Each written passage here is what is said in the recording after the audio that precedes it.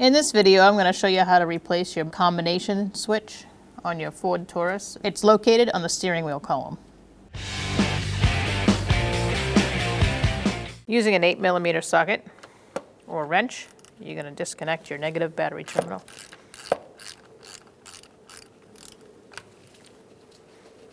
Loosen it, and then put it off to the side. Make sure it's not touching any metal. All right, so I'm going to loosen this with a 5mm wrench, tiniest little guy. If you don't have one of those, then maybe try some locking pliers. But you want to unscrew this.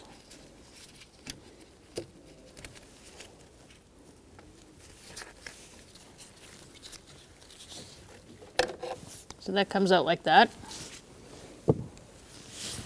And now we're going to take the screws out of the 3 holes on the bottom. So you're going to use a Phillips screwdriver.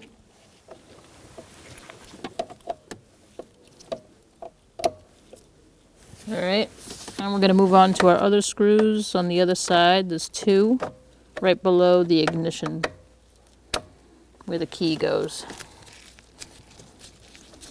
And now you're going to go for the back one on the other side of the ignition. If you're unable to get the screw completely out, it will fall out eventually, as you just saw. So I wouldn't fuss with it too much.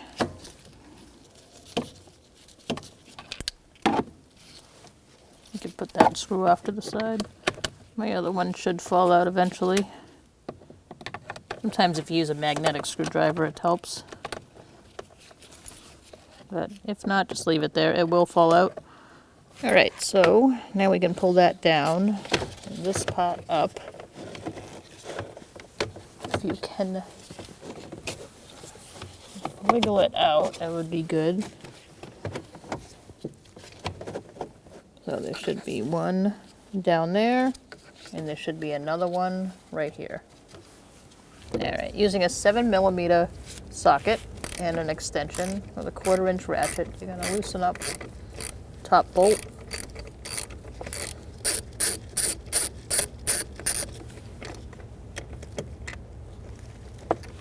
And I'm going to pull this down a little and loosen up that bottom one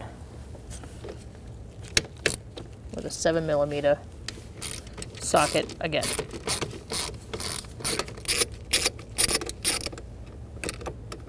So let's see, let's get our bolts out of there first.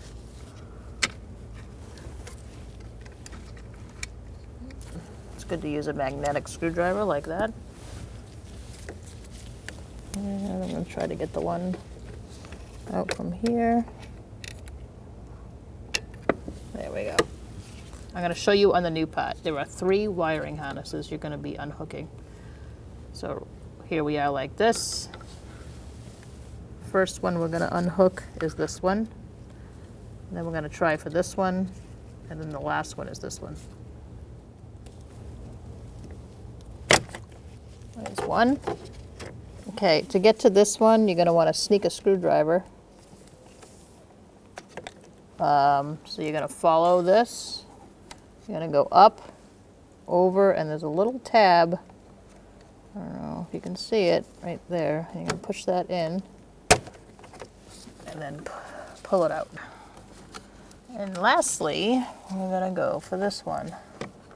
Once again, get a little screwdriver in there. Push down. I'm going to tilt my wheel down just so I can get to that last connector, and for installation purposes it'll probably be easier.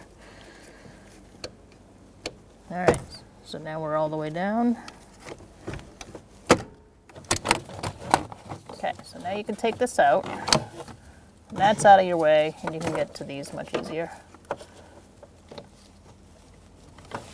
So push in on that tab and pull out. There we go. Alright, so now we're going to install our new one. We're going to plug in our connectors. I'm going to start with this guy first. Click it in. Go to the next one. Click that one in. And your third one. Right on the side. Click that in. Once you get that clicked in, you can kind of place it where it's going to live. You want to keep this loose though while you're putting this back in. You don't want to snap this off. So you need a little bit of wiggle room. So you're going to finagle it under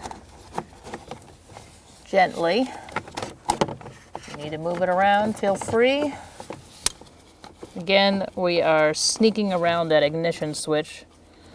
So I don't think you want to take that out unless you have to. Now you got it in there, so you want to start lining things up. You want to make sure this screw thing, that little plastic piece, goes in there. And on the other side, you want to make sure your snaps are going where they belong so that everything lines up. You're not trying to find a screw hole when you should already have found it. So once you're roughly in place, now we're going to bolt our switch in. All right, so we're going to go for our top bolt. I'm going to squeeze through there. Get that started by hand.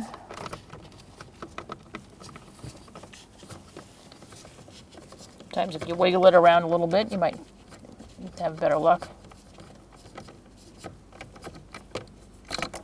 Okay, once that's started, I'm going to go for the bottom one.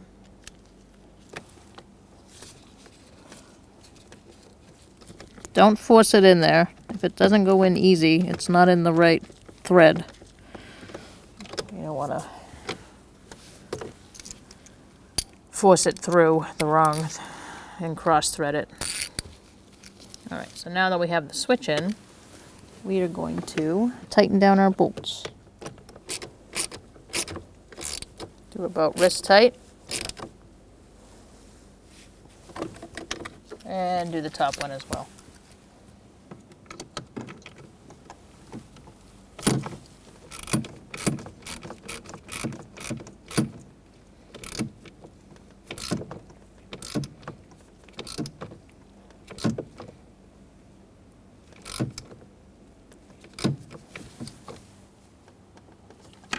Okay. All right, so now we are going to screw our tilt wheel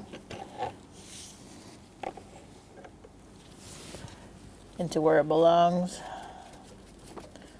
so that we can tilt the wheel back where it was. All right. There we go.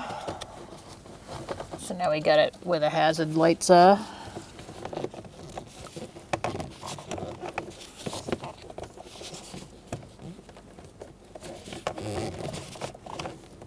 At this point, you do want to check to make sure everything's lined up.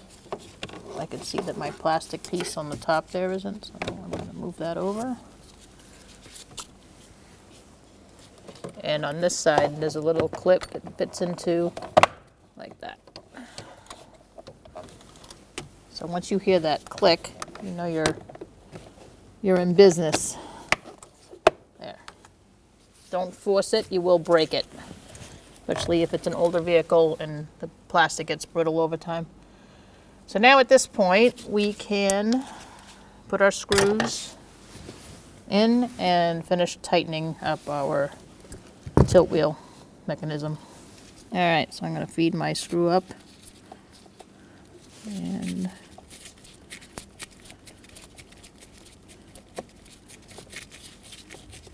tighten it up.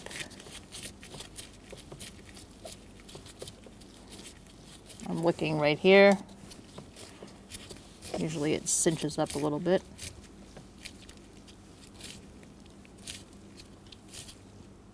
Like that. Now I'm going to work my way to the other side. There's two over here, so I'm going to work on the back one first.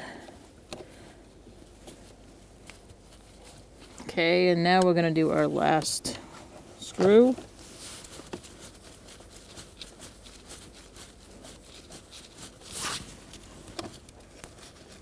I'm going to apply a little pressure on the top, make sure we're connecting. Good. finish it off, I'm going to make sure this is tight.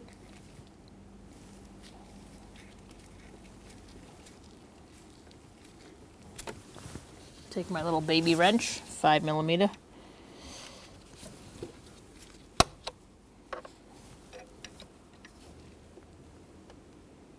Okay, make sure everything works good. Nothing splits up, it's solid. So now we can turn the key and make sure our hazards work and our blinkers, our directionals, and windshield wipers. You're going to take a negative battery terminal and put it on. Push it down and use an 8mm socket.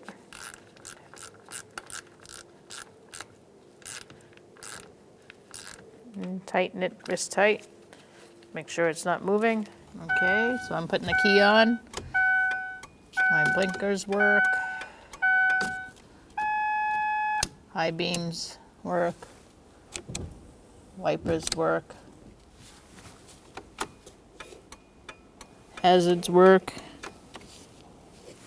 Or flashers. Yep, everything's good. When only the best will do, demand TRQ. The only company that lets you view before you do. TRQ is committed to offering the highest quality aftermarket auto parts that are engineered for peace of mind.